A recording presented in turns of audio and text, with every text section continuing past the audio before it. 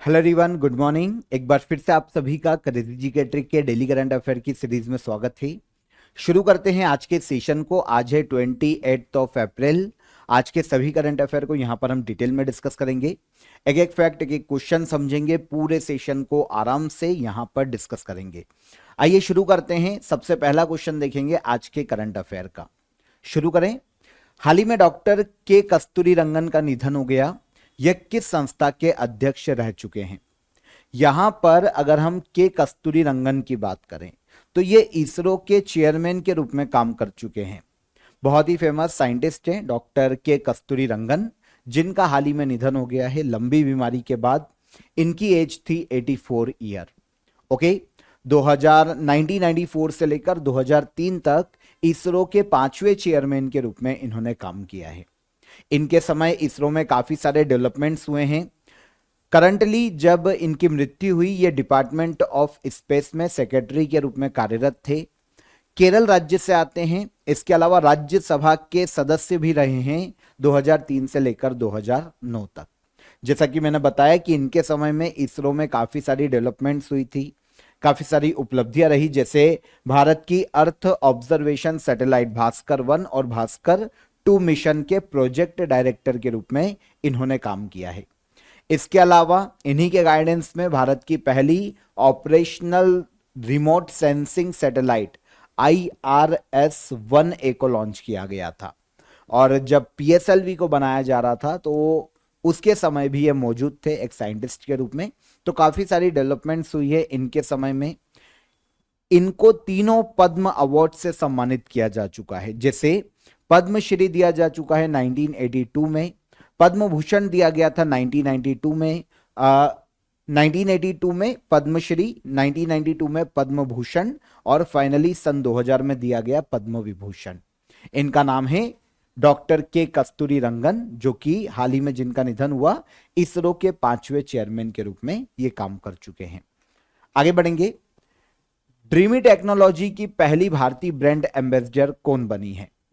तो dreamy technology की पहली भारतीय ब्रांड एम्बेसडर बनी है कृति सेनन। बॉलीवुड अभिनेत्री है कृति सेनन। अब यहां पर ड्रीमी टेक्नोलॉजी की भी बात करें तो एक चाइना बेस्ड ब्रांड है जो कि नॉर्मली पर्सनल अप्लायंसेस बनाने का काम करता है। ओके, घरों के लिए जैसे इलेक्ट्रिक सामान हो गए, वॉशिंग मशीन हो गई और अदर जो भी चाहिए, एसी वगैरह, और इसके अलावा काफी सारी चीजें बनाता है। तो एक चाइनीज ब्रांड है ड्रीमी टेक्नोलॉजी, जिसने हाल ही में अपनी ब्रांड एम्बेसडर बनाया है कृति सेनन को। और इस ब्रांड की ब्रांड एम्बेसडर बनने वाली पहली भारतीय है कृति सेनन। इनके अलावा जो ब्रांड एम्बेसडर 2025 में अलग अलग चीजों के लिए बनाए गए, तो पहला सबसे इंपॉर्टेंट जो आता है ना, हॉकी, जो खो खो वर्ल्ड कप हुआ था पहला इंडिया में, उसके ब्रांड एम्बेसडर पूछे जा सकते हैं एग्जाम में, तो वो सलमान खान थे। शनल एक ब्रांड है, इनकी इस ब्रांड की Indian brand ambassador Ananya Pandey, ये भी बॉलीवुड अभिनेत्री है। इसके अलावा एक कंपनी है थॉमस कुक, कार्तिक आर्यन इसके ब्रांड एम्बेसडर हैं। L&T फाइनेंस और स्केचर ब्रांड ने जसप्रीत बुमराह को अपना ब्रांड एम्बेसडर बनाया था। साइना नेहवाल की बात करें तो ये नारिका ब्रांड की ब्रांड एम्बेसडर बनी थी। लिवाइस के ब्रांड एम्बेसडर बने थे दिलजीत दोसांझ। फेडरल बैंक ने अपनी ब्रांड एम्बेसडर बनाया था विद्या बालन को। मिलिंद सोमन गारमिन ब्रांड के ब्रांड एम्बेसडर बने हैं। और PV सिंधु की बात करें तो ये प्यूमा इंडिया की ब्रांड एम्बेसडर बनी थी PV सिंधु कुछ समय पहले। तो ये अदर ब्रांड एम्बेसडर है, इनको याद रखिएगा। और अभी जो लेटेस्ट बने हैं ड्रीमी टेक्नोलॉजी की कौन बनी? कृति सेनन। आगे आएंगे। हाल ही में चर्चा में रहे पॉक्सो एक्ट का पूरा नाम क्या है? ये पॉक्सो एक्ट है, पॉक्सो एक्ट है, ध्यान रखना ना, पॉक्सो मत पढ़ना। पॉक्सो एक्ट की बात करते हैं यहां पर, तो इसका अगर हम फुल फॉर्म देखें तो protection of children from sexual offences act के नाम से इसे जाना जाता है। आंसर सी यहां पर करेक्ट हो जाएगा। पॉक्सो का फुल फॉर्म है protection of children from sexual offences act. अब बात आती है कि ये अभी सुर्खियों में क्यों है। तो देखिए, सुप्रीम कोर्ट ने इस एक्ट की एक धारा है, एक सेक्शन है, सेक्शन 19, इस पर विचार करने के लिए अपनी सहमति दी है। अब इस पर जो भी सुप्रीम कोर्ट में पिटीशन दायर की गई थी कि भाई इस पर विचार करो सेक्शन 19 पर, कहीं ना कहीं ये प्रोटेक्ट नहीं कर पा रहा है बच्चों को, और इसमें कुछ ऐसे प्रावधान है जिनको चेंज करना चाहिए। हम बात करेंगे कि क्या प्रावधान है, क्या कहता है, लेकिन अभी सुर्खियों में इसलिए है क्योंकि सुप्रीम कोर्ट ने परमिशन दे दी है इस पर चर्चा के लिए, इस पर अपनी स्वीकृति प्रदान की है। देखिए, POCSO act protection of children from sexual offences act के नाम से जाना जाता है। 18 साल से कम उम्र के जो माइनर्स है, चाहे वो बॉयज हो गर्ल्स हो, उन्हें सेक्सुअल एब्यूज से प्रोटेक्ट करने के लिए 2012 में इस एक्ट को लाया गया था। आगे चलकर 2019 में इसमें अमेंडमेंट भी किया गया और इस एक्ट को और ज्यादा स्ट्रिक्ट बनाया गया। देखिए, भारत जो एक्ट है ना, भारत के United nation convention on the right of the child 1992 का कन्वेंशन है, इस पर साइन करने के बाद लाया गया था। तो भारत इस जो ट्रीटी या कन्वेंशन है उसका सदस्य है, यूनाइटेड नेशन का ये कन्वेंशन है कि बच्चों को प्रोटेक्ट किया जाना चाहिए। तो इसी को प्रोटेक्ट करने के लिए इंडिया के द्वारा पॉक्सो एक्ट को लाया गया था 2012 में, और 2019 में इसे अमेंडमेंट किया गया, थोड़ा सा सुधार किया गया और ज्यादा स्ट्रिक्ट बनाया गया। अब यहां पर जो सबसे बड़ा आपको क्वेश्चन आएगा ना, वो सेक्शन 19 पर आ रहा होगा कि सर सेक्शन 19 क्या है। तो देखिए, होता क्या है सेक्शन 19 की अगर हम यहां पर बात करते हैं तो ये कहता है कि अगर किसी व्यक्ति को ये पता चलता है कि माइनर के साथ या माइनर के खिलाफ सेक्सुअल ऑफेंस हुआ है ना, कोई भी ऐसी दुर्घटना हुई है, और अगर किसी व्यक्ति को पता भी चल जाता है तो फिर उसकी रिपोर्ट उस व्यक्ति को कराना कंपलसरी है, नहीं तो उस व्यक्ति को भी अपराधी माना जाएगा। अब एक्चुअल में होता क्या है कि इसकी बात अभी इसलिए हो रही है, अच्छा है, बिल्कुल अच्छा है, जो प्रावधान है वो बिल्कुल अच्छा है, उसमें कोई शक नहीं है। लेकिन क्या होता है, जो कंसेंशुअल सेक्सुअल एक्टिविटी है, मतलब जहां पर मान लो कोई माइनर है और उसकी इजाजत से भी अगर वो सेक्सुअली एक्टिव हुआ है, और ऐसे केस में मान लो कि उसको कुछ हेल्थ इशू हो जाता है, अब वो कहां जाएगा, डॉक्टर के पास जाएगा। अब डॉक्टर को पता चलेगा कि भाई सेक्सुअल एक्टिविटी हुई है, ऐसे केस में डॉक्टर का भी यहां पर फर्ज बन जाता है, उसकी जिम्मेदारी बन जाती है कि वो रिपोर्ट करे पुलिस में जाकर कि इनके साथ कुछ हुआ है। और अगर डॉक्टर नहीं करता है तो ये पनिशेबल एक्ट है, मतलब उनको सजा हो सकती है। तो अब ऐसे केस में जो माइनर होते हैं ना, चाहे वो उनकी परमिशन से ही हुआ हो, वो सेक्सुअल एक्टिव रहे हों, लेकिन अब वो डॉक्टर के डर से वो डॉक्टर के पास नहीं जा पाएंगे अगर उनको कुछ भी हेल्थ इशू होता है तो, क्योंकि ऐसे केस में डॉक्टर कहाँ चले जाएंगे, रिपोर्ट करवाएंगे। तो अब इसी पर सारा वाद विवाद है कि भाई डॉक्टरों को यहाँ पर छूट दी जानी चाहिए, ताकि ऐसे बच्चे जो कि खुद की इच्छा, जिनकी अगर मतलब खुद की इच्छा से जो सेक्सुअल एक्टिव रहे हैं, अगर वो डॉक्टर के पास जाते हैं तो वहां पर डॉक्टर को थोड़ी छूट दी जानी चाहिए, ऐसा प्रावधान इसमें इस पर विवाद हो रहा था। तो सुप्रीम कोर्ट ने परमिट किया है कि अभी हम इस पर वाद विवाद करते हैं, इस पर बातचीत कर लेते हैं, देखते हैं क्या रिजल्ट निकलता है। तो अभी तो केवल सुप्रीम कोर्ट ने परमिट किया है कि भाई हम सेक्शन 19 पर स्वीकृति देते हैं, इसको एक्सेप्ट करते हैं याचिका को, और इस पर करेंगे बात। ठीक है, तो ये था प्रावधान। हमारा क्वेश्चन देखिए इतना इंटरनल नहीं आएगा, लेकिन पॉक्सो एक्ट क्योंकि सुर्खियों में है तो हमको पता होना चाहिए कि 2012 में इसे लाया गया था और 2019 में इसमें अमेंडमेंट किया गया। ठीक है, आगे बढ़ने से पहले आप सभी को ऑफर ऑफ द डे बता देता हूं। आप सभी के लिए बायलिंगुअल जनरल स्टडीज का फाउंडेशन कोर्स यहां पर अवेलेबल है, जहां पर आपको हिस्ट्री, ज्योग्राफी, पॉलिटी, साइंस, ये सारे सब्जेक्ट यहां पर आपको देखने को मिल जाते हैं।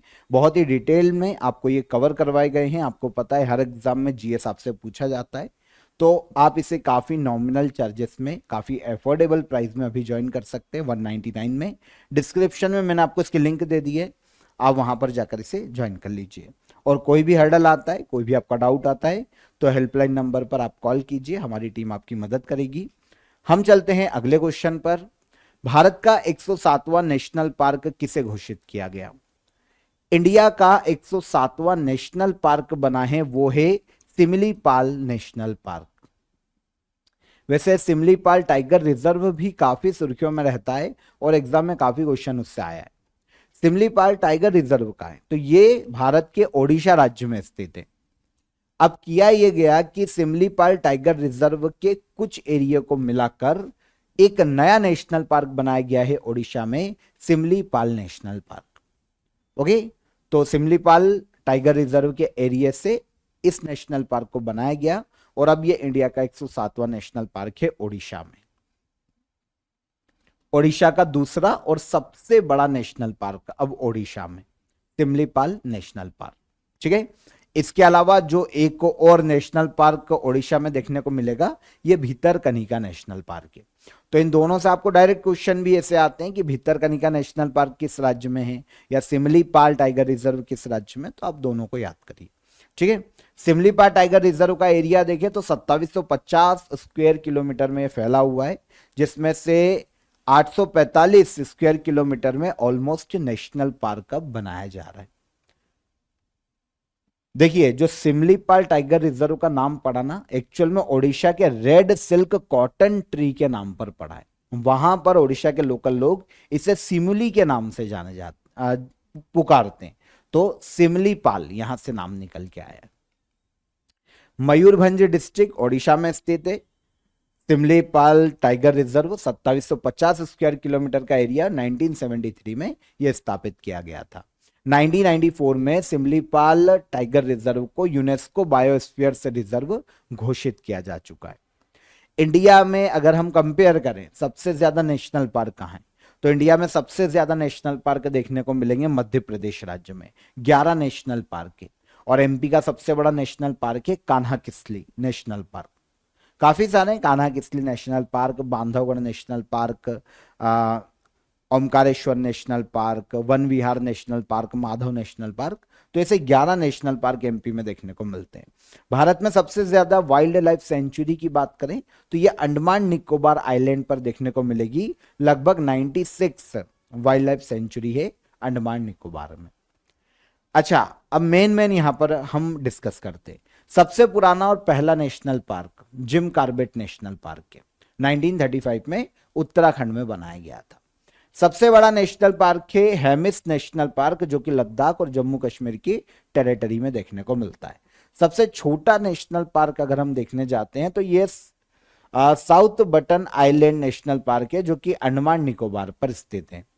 एक सिंग वाले गेंडे के लिए जाना जाता है काजीरंगा नेशनल पार्क असम राज्य में।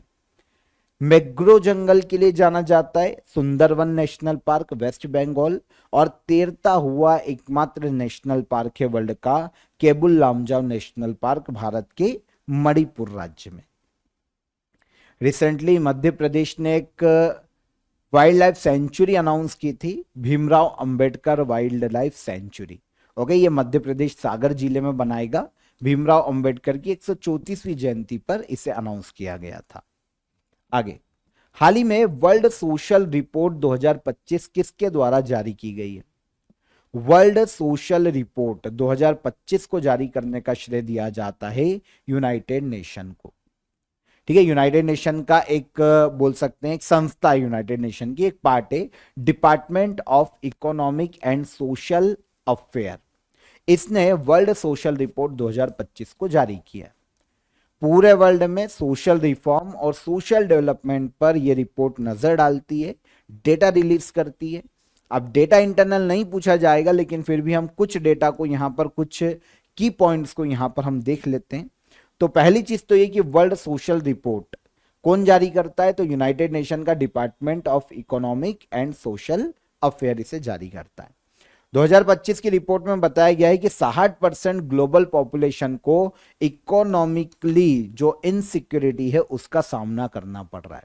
कहीं ना कहीं आर्थिक संकट फेस करी है 60% पॉपुलेशन वर्ल्ड की। 690 मिलियन लोग एक्सट्रीम पॉवर्टी का शिकार है। इसके अलावा गरीबों को काम करने के बावजूद भी उनकी मजदूरी नहीं मिल पा रही है, और जो इनकम की इनइक्वालिटी है वो बढ़ती जा रही है। जो खाई है, आर्थिक असंतुलन है, वो बढ़ता जा रहा है। पूरे वर्ल्ड में 1% अमीर के पास ही सबसे ज्यादा वेल्थ है, ये कहती है ये रिपोर्ट। इसके अलावा अफ्रीका और साउथ एशिया में छोटी और इनफॉर्मल जॉब्स ज्यादा है, जिससे इनकम अस्थिर हो रही है लोगों की, और सुरक्षा भी कम होती जा रही है। 50% से ज्यादा लोग दुनिया में अपनी गवर्नमेंट में बिल्कुल भी विश्वास नहीं करते, गवर्नमेंट के ही खिलाफ है। एक गुड न्यूज भी, ऐसा नहीं है कि पूरे नेगेटिव पॉइंट्स ही हैं। 1995 में 1 बिलियन से ज्यादा लोग एक्सट्रीम पॉवर्टी से बाहर आए 1995 से अभी तक। और दुनिया में लिटरेसी लाइफ जो जिसको बोलते हैं जीवन प्रत्याशा वो बढ़ती जा रही है, बेसिक नीड्स बढ़ती जा रही है, उसमें सुधार होता जा रहा है और अच्छी चीजें लोगों को मिल रही है। तो कुछ चीजें अच्छी भी कही गई है इस रिपोर्ट में। वर्ल्ड सोशल रिपोर्ट हर साल निकाली जाती है, दुनिया में सोशल रिफॉर्म्स और सोशल डेवलपमेंट के बारे में ये बताती है। 1997 में इसे पहली बार शुरू किया गया था यूनाइटेड नेशन की एक संस्था United nation department of economic and social affair. ठीक है, तो इस संस्था की स्थापना यूनाइटेड नेशन की 1948 में हुई थी और इसका हेडक्वार्टर यूएसए न्यूयॉर्क सिटी में देखने को मिलता है। पूरे दुनिया के देशों को उनके इकोनॉमिक, सोशल और इन्वायरमेंटल सेक्टर में सुधार करने के लिए यूनाइटेड नेशन का ये जो डिपार्टमेंट है ये मदद करता है। हाल ही में मास्को इंटरनेशनल फिल्म फेस्टिवल में बेस्ट डायरेक्टर और बेस्ट फिल्म का अवार्ड किसने जीता है? तो मास्को कहां आता है? रशिया में। तो रूस के मास्को में मास्को इंटरनेशनल फिल्म फेस्टिवल का आयोजन किया गया। यहां पर इंडिया के डायरेक्टर प्रदीप कुरबाह को बेस्ट डायरेक्टर का अवार्ड दिया गया है। प्रदीप कुरबाह ये आते हैं भारत के मेघालय राज्य से, प्रदीप कुरबाह। और इनकी जो फिल्म है ना वो मेघालय मूवी है एक, हा लिंगखा बनेंग। मेघालय नाम है तो थोड़ा सा अलग लगेगा आपको। तो मेघालय के फिल्म मेकर है प्रदीप कुरबाह। इन्हें बेस्ट डायरेक्टर का अवार्ड दिया गया और इन्हीं की फिल्म हा लिंगा बनेंग को बेस्ट फिल्म का अवार्ड दिया गया। हा लिंगखा बनेंग मूवी का नाम। देखिए ये जो मूवी है ना एक्चुअल में मेघालय के एक गांव की कहानी बताती है जहां पे लोग माइग्रेट कर गए काम की तलाश में और उसके बाद वो जो गांव वीरान हुआ है, वहां पर ना तो कोई फ्रेंड्स हैं किसी के, ना पड़ोसी हैं, और उसके बाद जो नेगेटिविटी उस गांव में आती है और वीरान होने का मतलब एक जो दिल को मतलब जो चुभने वाली जो रियलिटी है ना, दुखी करने वाली, वो बताई गई है हमारे समाज की। तो ये मूवी का कॉन्सेप्ट है। तो इस मूवी को बेस्ट मूवी और इसी के डायरेक्टर प्रदीप कुरबा को मास्को इंटरनेशनल फिल्म फेस्टिवल में बेस्ट डायरेक्टर का अवार्ड दिया गया। रशिया के मास्को में आयोजित किया जाता है। पहली बार यह फिल्म फेस्टिवल 1935 में आयोजित किया गया था और 1999 के बाद से यह हर साल आयोजित किया जा रहा है। जो रशियन मिनिस्ट्री ऑफ कल्चर है वो इसका आयोजन करवाती है। अगला क्वेश्चन भी हमारा एक फिल्म डायरेक्टर पर ही है। एक फिल्म है all we imagine as light की निर्देशक पायल कपाड़िया को किस देश ने अपना नागरिक सम्मान order of art and letters से सम्मानित किया है? तो all we imagine as light इस फिल्म की डायरेक्टर है पायल कपाड़िया। इनको फ्रांस सरकार ने अपने यहां का order of arts and letters सम्मान से सम्मानित किया है। ऐसा कोई भी व्यक्ति जो कि फ्रांस के कल्चर को बढ़ावा देने के लिए काम करता है, फ्रांस के कल्चर में अपना योगदान देता है, कंट्रीब्यूशन देता है, तो ऐसे व्यक्ति को फ्रांस सरकार उसका award order of arts and letters दे सकती है फ्रांस का नागरिक सम्मान के रूप में। अब भारत की जो पायल कपाड़िया है ना, इन्होंने जो मूवी बनाई है all we imagine as light, actual में ये मूवी फ्रांस कंपनी के सहयोग से ही बनाई गई है। फ्रांस कंपनी और पायल कपाड़िया दोनों ने मिलकर इसे प्रोड्यूस किया है, जिसके कारण पायल कपाड़िया को फ्रांस ने अपने यहां के नागरिक सम्मान से सम्मानित किया। अब देखिए एशियन फिल्म अवार्ड में लास्ट ईयर 2024 में ये बेस्ट फिल्म का अवार्ड जीता था all we imagine as light ने। ठीक है, एशियन फिल्म अवार्ड में बेस्ट फिल्म जीतने वाली पहली फिल्म है ये इंडिया की। ठीक है, all we imagine as light. इसके अलावा कांस फिल्म फेस्टिवल जब हुआ था तो लास्ट ईयर उसमें ग्रैंड प्रिक्स अवार्ड भी इस मूवी को दिया गया था। अब order of arts and letters France का नागरिक सम्मान है, फ्रांस की मिनिस्ट्री ऑफ कल्चर देती है और 1957 में से शुरू किया गया था। दिया क्यों जाता है ये भी मैंने आपको बता दिया। फ्रांस के कल्चर में किसी ने योगदान दिया हो तो उसको दिया जा सकता है। विश्व कार्यस्थल सुरक्षा और स्वास्थ्य दिवस हर साल कब मनाया जाता है? World day for safety and health at work. ये डे हर साल बनाया जाता है 28 को, मतलब आज इसे बनाया जाएगा। ठीक है, world day for safety and health at work place या वर्क। जो कार्यस्थल है ना, वहां पर लोगों को एक्सीडेंट, किसी भी प्रकार की चोट, बीमारी का शिकार ना हो, इससे बचाने के लिए और एक सेफ वर्क इन्वायरमेंट के प्रति लोगों को अवेयर किया जा सके। और जो संस्थाएं हैं, जो इंस्टीट्यूशन है, कारखाने हैं, देश है, उनको भी अवेयर किया जाए कि भाई आप सेफ वर्क इन्वायरमेंट दें ताकि लोगों के ह्यूमन राइट को प्रोटेक्ट किया जा सके। इस उद्देश्य से हर साल 28 अप्रैल को world day for safety and health at work day मनाया जाता है। अब देखिए, भारतीय संविधान में डीपीएसपी कभी हम पढ़ते ना, तो वहां पर भी इस प्रावधान की कहीं ना कहीं बात मिलती है ना। जो मजदूर है ना, उनको कार्यस्थल पर कार्य की उचित दशाएं मिलना चाहिए, राज्य से कानून बनाएगा। कार्य की उचित दशाएं क्या होती है? फैक्ट्री में, संस्थाओं में अच्छा वर्क माहौल मिले, वर्क इन्वायरमेंट मिले, ताकि उनके ह्यूमन राइट प्रोटेक्टर है वो खुश रहे, है ना। तो इस तरीके से कहीं ना कहीं ये जो डे है ना, ये उसी की तरफ आपको इशारा करेगा कि भाई वर्क प्लेस पर हेल्दी इन्वायरमेंट मिलना चाहिए लोगों को। इसकी शुरुआत की गई थी इंटरनेशनल लेबर ऑर्गेनाइजेशन के द्वारा 2003 में, और पहली बार इसे 28 अप्रैल 2003 को ही बनाया गया था। अब यहां पर इस डे की थीम की बात करें तो revolutionising health and safety, the role of AI and digitalisation at work 2025 में इस डे की थीम है, और 2024 में climate change and safety and health at work, ये 2024 की थीम है। दोनों साल की याद रखिएगा। इंटरनेशनल लेबर ऑर्गेनाइजेशन की अगर हम यहां पर बात करते हैं कि यह ऑर्गेनाइजेशन क्या है, तो पूरे वर्ल्ड में जो श्रमिक हैं, जो मजदूर हैं, जो लेबर हैं, उनके ह्यूमन राइट को प्रोटेक्ट करने के लिए यह संस्था ऑफिशियली काम करती है, यूनाइटेड नेशन की एक एजेंसी के रूप में। 11 अप्रैल 1919 को इस संस्था का गठन किया गया था। जेनेवा स्विट्जरलैंड में इसका हेडक्वार्टर देखने को मिलता है। इसके डायरेक्टर जनरल गिलबर्ट होगेबो है, जो कि टोगो देश से आते हैं, एक अफ्रीकी देश है। मेंबर कंट्री है 187। 1969 में इंटरनेशनल लेबर ऑर्गेनाइजेशन को नोबेल पीस प्राइज से सम्मानित किया जा चुका है। अगला क्वेश्चन, हाल ही में भूकंप से प्रभावित इक्वेडोर किस महाद्वीप में स्थित है? तो इक्वेडोर को हमने कुछ सेशंस पहले भी डिस्कस किया था, तो आपको पता होना चाहिए कि इक्वेडोर दक्षिण अमेरिका महाद्वीप का एक देश है। Answer C. अगर आप मैप पर लोकेशन देखेंगे तो ये दक्षिण अमेरिका महाद्वीप का मैप है, और उत्तर पश्चिम एरिया में देखने को मिलता है इक्वेडोर, जिसकी कैपिटल है क्वेटो। देखिए, हाल ही में इस देश में 6.3 तीव्रता का एक भूकंप आया था, जिसके कारण 20 से ज्यादा लोग यहां पर घायल हुए हैं, और काफी सारे लोगों को जो वहां की गवर्नमेंट है उनके द्वारा रेस्क्यू किया गया है। इसीलिए अभी इक्वेडोर सुर्खियों में था। साउथ अमेरिकी कंट्री है। इसकी कैपिटल क्वेटो की विशेषता है कि विश्व की सबसे ऊंचाई पर स्थित ऐसी कैपिटल जहां से भूमध्य रेखा गुजरती है। करेंसी यहां पर यूएसए का डॉलर यूज किया जाता है, और डेनियल नोबोवा इस देश के प्रेसिडेंट के पद पर है। आगे चलेंगे। हाल ही में लॉन्च किए गए डिजिटल वॉलेट अक्षवी का पूरा नाम क्या है? तो हाल ही में डिजिटल वॉलेट जारी किया गया है एक एनजीओ के द्वारा, अक्षवी। इसका पूर्ण रूप होता है आपदा क्षति विवरण।